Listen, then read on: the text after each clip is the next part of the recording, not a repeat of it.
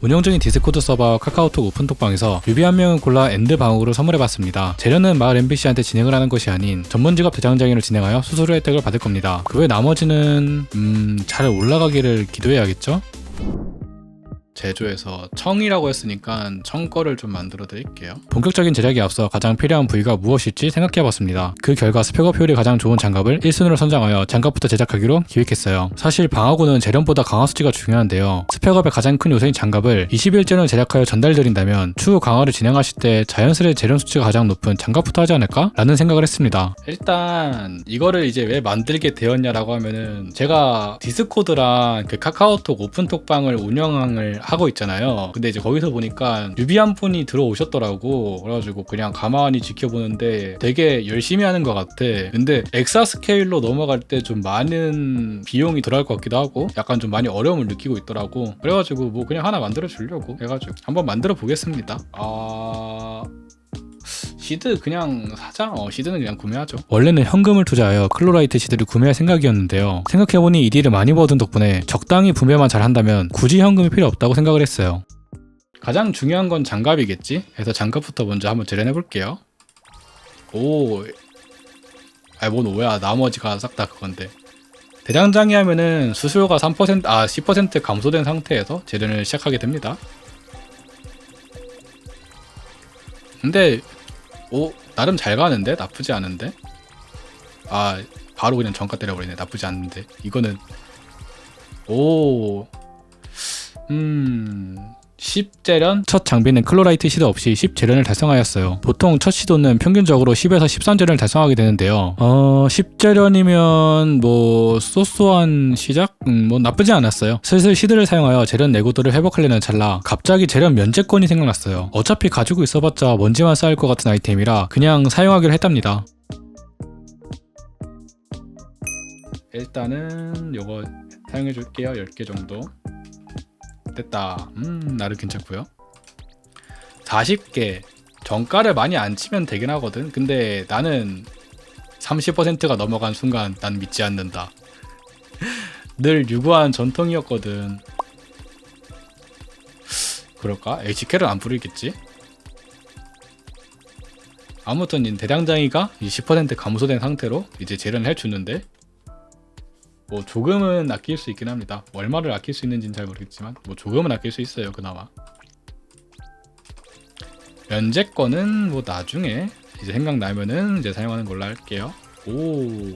영상 편집을 하다 하나 의구심이 들게 되었어요. 분명 수많은 시청자분들이 보고 계셨는데 왜 채팅창이 안 올라오지? 그래서 방송 송출 프로그램 세팅을 보니 제가 채팅창을 꺼놨더라고요. 정말 실수도 이런 실수가 없네요.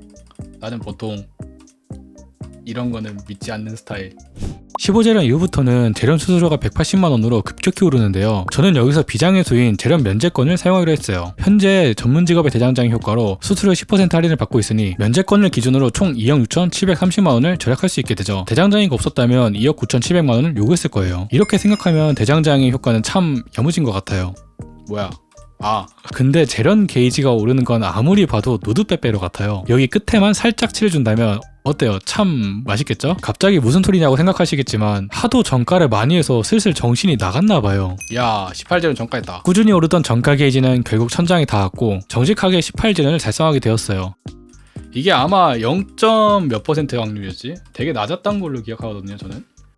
이쯤 되면 재련 성공 확률이 도대체 몇 %인지 궁금하시겠죠? 그래서 저는 에소드 공식 홈페이지에 기재되어 있는 확률표를 가져와 봤어요. 이 표를 보시면 11재련까지는 어느 정도 무난한 확률을 보여줍니다. 12재련부터 15재련까지는 확률이 급격하게 줄어들긴 하지만 실패 시 오르는 정가 게이지의 양이 제법 많이 오르기 때문에 시간을 조금만 투자한다면 15재련까지는 금방 달성할 수 있게 되죠. 재련 수수료도 15재련 이하 구간에선 어느 정도 부담스럽지 않은 선에선 요구하기 때문에 소위 말하는 가성비 구간이라 볼 수 있죠. 하지만 문제는 16재련부터입니다. 이때부터 성공 확률이 기하급수적으로 낮아지는 것은 물론이고 요구하는 ED는 대폭 늘어나는데 정가 게이지는 아주 조금씩 오르거든요. 그래서 많은 분들이 15재련만 먼저 달성해두고 18재련은 천천히 올리는 방식을 선택하곤 합니다. 아니면 가끔 이벤트로 지급하는 재련의 부적을 얻는 방법도 있긴 하지만 방어구를 제작할 때마다 이벤트를 기대할 순 없겠죠? 아무튼 재련에 대해 너무 길어졌는데 다시 게임으로 돌아와 보도록 하죠. 제작된다. 노드빼빼로가 올라간다.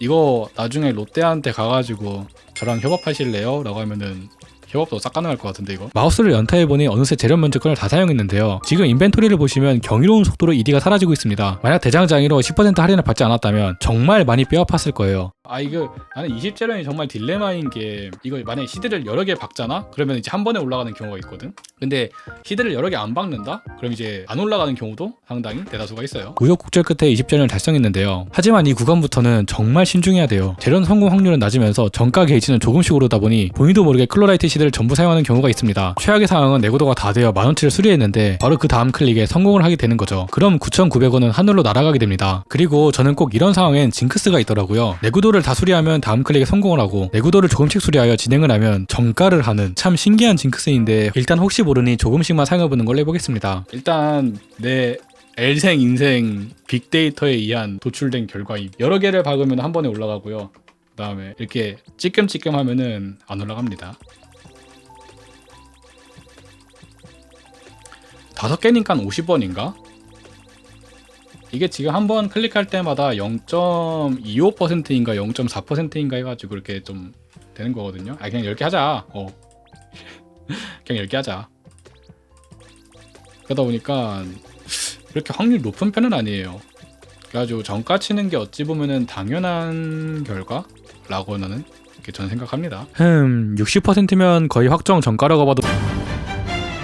짜잔. 뭐야, 그러면 잠깐만, 나 10개 진짜 10개를 사용하자마자 성공한다니 정말 뭐 있는 것 같기도 하고. 아무튼 21전 하나를 만들긴 했는데요, 장갑만 전달드리기엔 애매한 감이 있다 판단했습니다. 그도 그럴 것이 본래 방어구란 건 내부위가 전부 모여야 의미가 있기 때문이죠. 그래서 이왕 만들어드리는 거 내부위를 전부 만들어드리기로 했어요. 그러기 위해서는 먼저 남은 재료를 분배할 필요가 있었습니다. 어느 하나에 치우쳐지지 않고 골고루 얼마까지 올릴 수 있을지를 생각해봤죠. 현재 남은 재료가 38,000개 정도 있으니 모든 부위를 18재련을 하는 것은 다소 무리가 있었고 15재련으로 방향성을 정해봤습니다. 그리고 저는 한 가지 테스트를 시작했습니다. 클로라이트 시드 없이 3개의 장비를 재련할 경우 과연 어떤 친구가 가장 높은 재련 수치를 달성할지를 말이죠. 뭐 내기에서 이겼다고 보상이 있진 않을 거예요.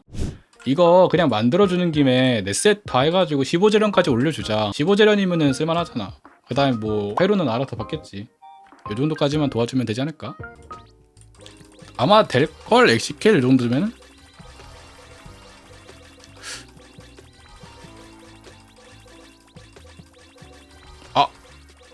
맞다, 황도를 또 구해야 돼. 맞다, 나 어째 황도 많지 참.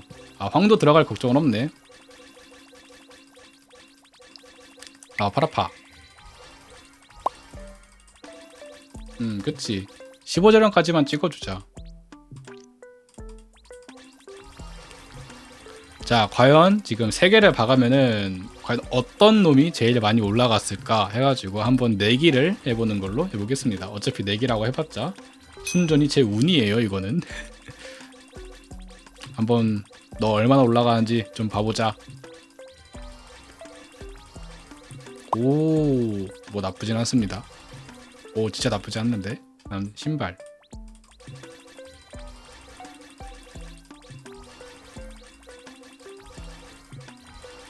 오재련. 그래도 뭐 좀 잘 올라가는 것 같은데 얘는. 팔 아파. 제발 이거 그냥 일괄 적용해가지고 그런 거 눌러줬으면 좋겠다. 그러면 내가 좀 편할 것 같은데. 자, 10재련, 11재련, 11재련. 이제 평균적으로 한 11재련까지는 가는 것 같네. 결과는 상위 10재련, 하위 신발 11재련을 달성했네요. 이 정도면 그냥 평균 정도 하는 것 같아요. 일단 만든 건 만든 거고 지금 당장은 부족한 클로라이트 시드부터 게시판에서 구매를 했습니다. 이게 있어야 15재련까지 도전할 내구도가 생기기 때문이죠. 그래가지고 한 4개씩만. 뭐야, 시드가 이미 있었네? 근데 구매하기 전엔 항상 인벤토리에 물건이 있는지부터 확인하는 습관을 들이는 것도 나쁘진 않은 것 같아요. 이런 사소한 습관 하나가 전체적인 소비 습관에 큰 영향을 끼치기 때문이죠. 그리고 제게는 또 하나 정말 중요한 습관이 있습니다. 바로 여러분들의 따뜻한 마음이 모인 멤버십 후원금을 확인하는 일인데요. 저는 매달 15일마다 멤버십으로 모인 금액 전액을 몸이 아픈 친구들을 위해 전달하고 있습니다. 현재 기부하고 있는 재단은 넥슨 푸르메 재단인데요. 이 재단은 몸이 불편한 친구들이 치료를 받으며 외부 환경에 잘 적응할 수 있도록 큰 도움을 주고 있습니다. 참고로 멤버십에서 발생하는 수수료는 현재 제가 모두 담당하고 있으니 여러분의 후원금이 줄어드는 일은 걱정하지 않으셔도 됩니다. 다시 돌아와 재련을 신나게 도전해야겠죠? 저는 시도를 조금씩 나눠가며 재련 내구도를 회복해주기 시작했어요. 하나에 너무 몰아주면 다른 장비에 사용될 재료가 부족할 수 있기 때문이죠. 나 2년쯤에는 좀 잡벅 영상 하면서 올리면은 괜찮을 것 같은데, 약간 좀 나만을 위한 너 뭐 그동안 좀 수고했다 하면서 약간 좀 그런 쪽으로 자신을 위로하는 그런 영상을 하나 만들어 보고 싶긴 하다.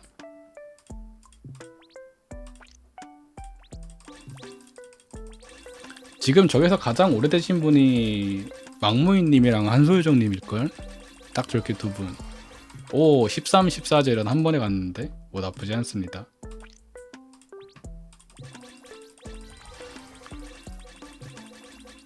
자, 너는 얼마까지 가려니? 13제령 갔고요. 그 다음에 시드가 참 애매하게 남네. 그러면은 한 2개씩 나눠볼까 이번에는? 해가지고 2개씩 나눠보겠습니다. 툭툭툭 올라가라. 시드가 부족합니다. 뭐 아쉽게 된거지 너는.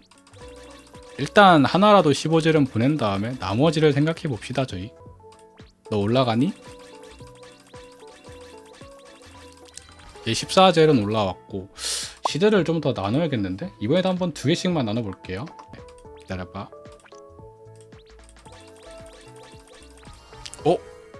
15젤은 올라갔다. 근데 2번 소리 들리지 않았나?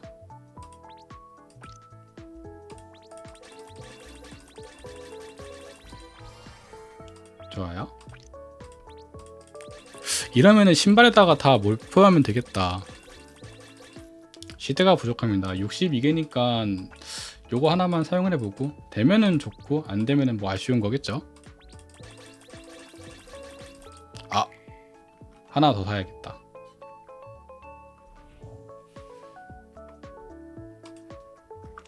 시드 해가지고 하나만 구매해 줄게요.